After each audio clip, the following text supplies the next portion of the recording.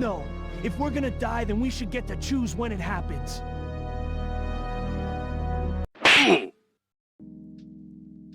¿Qué onda, gente? ¿Me extrañaron? Soy consciente que por mucho tiempo tuve el desagradable modus operandi de que cada vez que subo video desaparezco por un tiempo y vuelvo a subir otro sabe Dios cuándo. Y en ese proceso los dejo desactualizados. Así que si les interesa comunicarse conmigo de una forma un poco más casual, en la descripción del video les dejo un link a mi Twitter por si les interesa.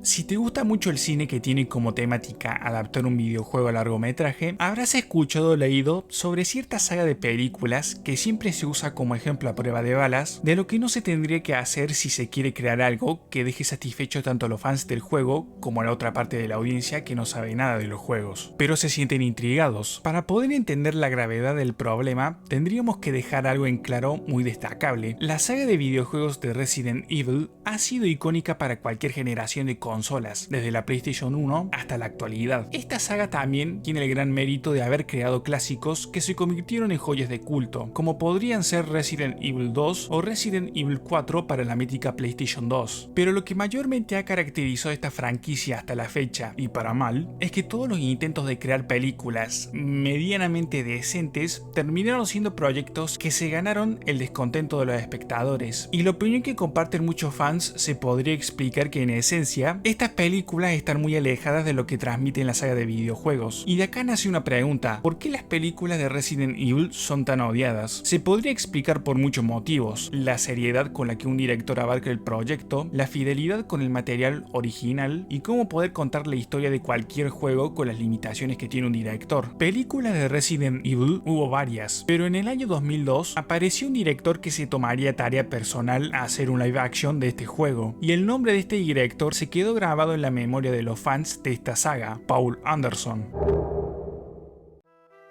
Nombre que dentro de la industria del cine es un poquito escandaloso. Mucha gente lo bautizó como el destructor de franquicias. Si este dudoso gran título se le otorgó, es gracias a que este hombre fue director de muchas películas pertenecientes a sagas muy marcadas dentro del cine que fueron un bodrio, como pueden ser Predator vs Alien, una película que, si bien juntan dos iconos del horror cósmico pertenecientes al largometraje de culto, en esta película están muy lejos de transmitir tan siquiera un miligramo del terror que infundían en las películas de Ridley Scott y John McTiernan. Pero lo que más destaca en la filmografía de este señor es que siempre tuvo una obsesión de dirigir películas basadas en videojuegos, como son Mortal Kombat, Dead or Alive y la ya mencionada Resident Evil. Estos proyectos resultaron cosechar no muy buenas críticas, pero para romper una lanza a favor de Paul, cabe destacar que él fue director de una de las mejores películas que abarca la temática de horror cósmico, Event Horizon, una película muy original con un concepto de terror que va más allá de criaturas del espacio, lo cual es un gran mérito dar un peso argumental para convertir algo que no tendría que causar problemas en algo que pareciera tener conciencia propia, porque la amenaza en sí es la misma nave que pareciera estar poseída por una fuerza que trasciende barreras dimensionales, siendo esta misma la que usa a su favor los traumas de los protagonistas en su contra, para arrastrarlos a un punto de quiebre mental. Y también se ve una fuerte influencia de películas como 2001, Odisea en el espacio y Alien, el octavo pasajero. Una idea bastante acertada y una muy buena recomendación para cagarte de miedo un buen rato. Pero volviendo a Resident Evil, es exactamente en el año 2002 que se estrena la primera película de esta saga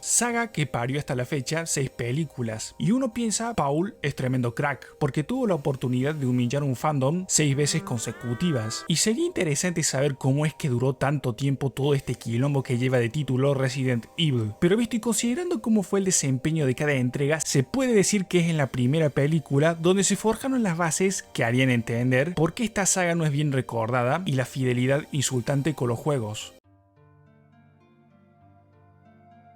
En la historia del primer juego de Resident Evil, transcurre en un lugar donde un grupo de fuerzas especiales conocido como los STARS va para ayudar a otro equipo de las mismas fuerzas especiales que había sido enviado previamente para investigar una serie de sucesos en una zona montañosa donde un grupo de criminales cometían actos de canibalismo. El primer grupo sufre una serie de problemas a la cual el equipo de reserva va en búsqueda del primer equipo. En este segundo equipo de rescate se encontrarían personajes que se usarían en juegos posteriores y que son muy queridos por el fandom de Resident Evil, como lo son Jill Valentine Einstein, Chris Redfield y el que posteriormente se convertiría en el villano principal de la franquicia, Albert Wesker. El equipo de ayuda encuentran pistas no muy favorecedoras del primer grupo que había sido enviado, como el helicóptero donde viajaban, que daba señales de que sufrió un aterrizaje forzoso, y una mano cercenada. Al encontrar estas pistas, toman la decisión de explorar toda la zona, y explorando el bosque se topan con una jauría de perros con un instinto muy agresivo. Este encuentro le costó la vida a un compañero del grupo, y la huida repentina del piloto, que viendo la situación despegó dejando atrás a nuestros protagonistas, que habían sobrevivido al ataque de los caninos, que dentro del juego se los conoce como Cerberus. Nuestro equipo vuelve a explorar toda la zona en búsqueda de un refugio, y su búsqueda los lleva a la mansión Spencer, pero nada los iba a preparar para descubrir los secretos que ocultaba esa mansión, sin mencionar el descubrimiento de un arma biológica de proporciones bíblicas que más tarde condenaría a toda la raza humana. La sola sinopsis del primer juego ya da a entender que la trama sirvió para sacar dos juegos, que serían Resident Evil 1, donde se trata del segundo equipo que va para investigar qué había pasado con el primer equipo, y Resident Evil 0, que se trata del primer equipo que fue para investigar los casos de criminales que cometían actos de canibalismo en una zona boscosa. Y durante el desarrollo de la historia se revelan cosas como que esta arma biológica se creó gracias a que una corporación farmacéutica estaba experimentando con un virus y usan a las fuerzas especiales STARS como ratas de laboratorio para probarlo. Y este plan es posible gracias a que Albert Wesker fungió como doble agente para la farmacéutica que se llama Umbrella.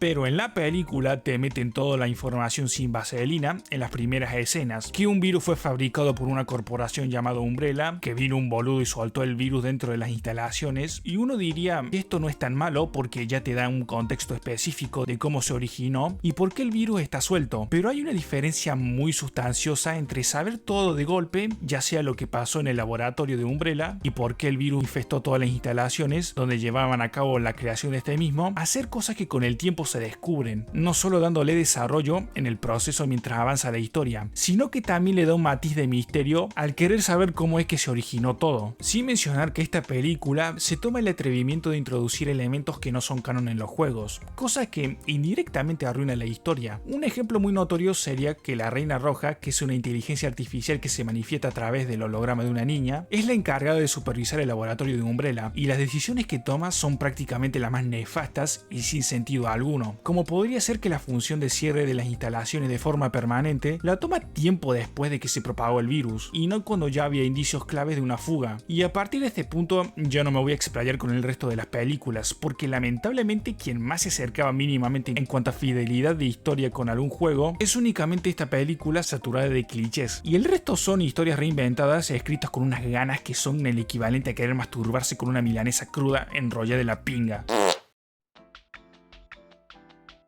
Este sin lugar a dudas debe ser el aspecto más flojo de toda la franquicia, y la pregunta es ¿por qué? Se responde fácilmente cuando te das cuenta de que a lo largo de 6 películas no hay tan siquiera un secundario con un papel destacable, más allá de ser un simple relleno o personaje de enganche para hacer correr la trama. Y qué casualidad que la protagonista de las 6 películas sea un personaje no canónico de Resident Evil, actuado por la esposa de Paul, Mila Jovovich. Y es curioso también que siendo el personaje principal de todas las historias, es uno plano porque todo su desarrollo es demasiado confuso, porque no está escrito de una forma bien planeada. Es como si en cada entrega inventaran cosas interesantes solo por el hecho de ser la protagonista. ¿Se acuerdan de la trilogía más reciente de Star Wars, donde a la protagonista Rey le daban tantas habilidades que al final terminó siendo el personaje más aburrido de todas las películas con diferencia? Algo similar pasa con Alice, que en la primera película se despierta en la mansión Spencer y no sabiendo nada de nada, dando señales de que sufrió amnesia. Cuando avanza la historia, Alice va recordando poco a poco ciertas cosas, como lo son que trabajaba para Umbrella, ayudando a crear una coartada para mantener en secreto el laboratorio que estaba debajo de la mansión, cosa que de nada le sirvió a Umbrella, porque dos activistas que querían sacar a la luz todos los secretos de Umbrella, uno de ellos logra infiltrarse gracias a que Alice hacía de topo y quería ayudarlos desde dentro de Umbrella dándoles información. Después se revela de que Alice tiene habilidades sobrehumanas de cuerpo a cuerpo y algunos poderes, que en entregas posteriores estas habilidades se justificarían gracias a un plot twist sacado del culo, que sería el inicio de incongruencias argumentales terribles, sin mencionar que hace uso de estos dotes cuando más le conviene el guión. En resumen, Alice es el personaje más destacable de toda la saga y su desarrollo dentro de la historia nunca evoluciona.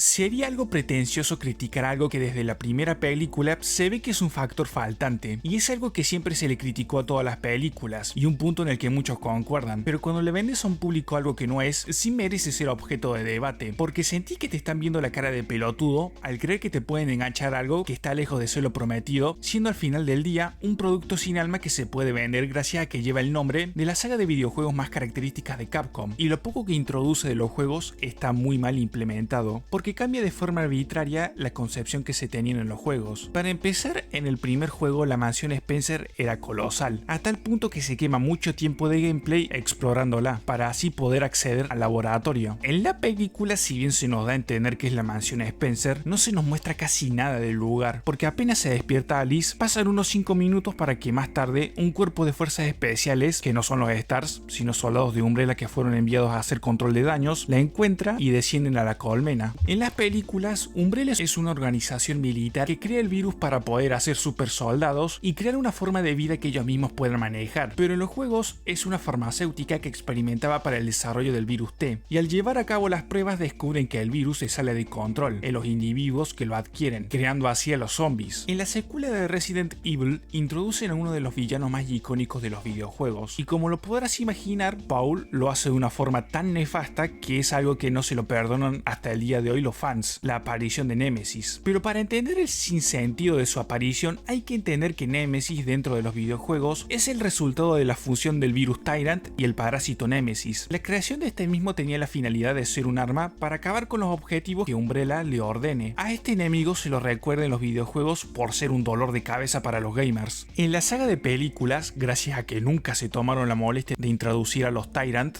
la creación de Nemesis es posible gracias a que un leaker había rasguñado a este chabón, que no me acuerdo cómo se llamaba, mientras escapaba con Alice, y al final de la película, Umbrella lo secuestra y de ahí crearon a Nemesis. Más allá de que la creación no tenga sentido por falta de cosas, lo peor que hicieron fue que al final, Nemesis se vuelva bueno porque empieza a tener recuerdos y ayuda a Alice a escapar de Umbrella al final de la segunda película. Sí, escuchaste bien, Nemesis, un arma bioorgánica que en los juegos le hizo la vida imposible a los jugadores, en la película, porque solo se lo utiliza para la secuela, ayuda a Alice, sin palabras. Pero lo más chocante sería el trato que le da Paul a los personajes canónicos de los videojuegos, porque si no son secundarios en donde solo son utilizados para escenas de acción, terminan desapareciendo por arte de magia en la próxima película. Por ejemplo, sería que en la tercera película desaparecería Jill Valentine por alguna razón que nunca se nos explica en pantalla, para volver a aparecer después al final de la cuarta película, en donde se nos da a entender que en la quinta va a ser la villana principal. Todo esto en una escena final que dura apenas 2 minutos. Lo peor, y que se podría considerar como un insulto, se vería en la quinta película, en donde se utilizan a personajes como Leon Kennedy y Ada Wong, que no tienen un papel destacable más que disparar en escenas concretas, sin mencionar que se nota que Leon está nerfeadísimo al no poder derrotar a esta chabona que data de la primera película, gracias a que se inyectó un suero con un virus que aumenta las capacidades físicas. El personaje más icónico de la saga tirado a la basura, al igual que con Ada Wong. ¿Y saben qué es lo más triste? Que en la última película no vuelve a aparecer y ni se menciona nada al respecto.